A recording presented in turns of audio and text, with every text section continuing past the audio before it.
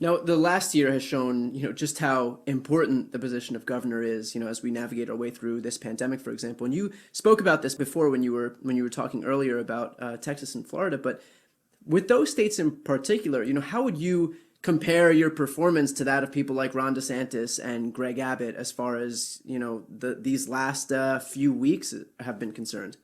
I mean, facts speak for themselves. Well, yesterday we had a 5.2% positivity rate, Florida and in Texas. I think Texas was north of 20%. They're record-breaking hospitalizations. They were bringing in, you saw the national headlines, they were bringing in mobile morgue units down to Texas. They were helping with ventilators in Florida. I mean, we had an $80 billion operating surplus this year. I mean, they don't even know they don't even understand that in Florida and Texas. $80 billion operating surplus, record reserves. You've seen the economic growth. You've seen the energy, the vibrancy that's starting to return. Again, not equally, and we've got to own that. It's growth and inclusion. But the fact that we have a strategy of equity and inclusion, that's part of our DNA, is something that makes me proud of California and this state. So we have better health outcomes throughout this pandemic, better economic outcomes. And our policies lead the nation. They lead the world. Future happens here first, across the spectrum. Think of social justice, racial justice, economic justice. Look at where the policy emanates. Look where it comes from. It comes from the great state of California.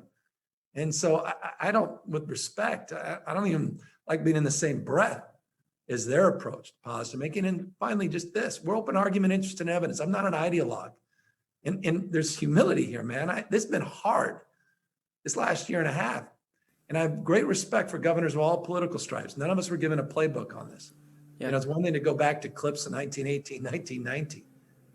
And all of us were iterating. And everybody's doing our best. And I'm not here to take cheap shots, but I am here to try to save lives and to deny the efficacy of wearing a face covering when every emergency room doctor's been doing it for decades. Offends me. To deny the efficacy of vaccines when, I think the first vaccine mandate came from our founding father, George Washington. Yeah. And they had no problem with all those mandates that they were requiring and thrusting on our kids to get into schools. All of a sudden, this vaccine is offensive. I mean, this is pure political hogwash.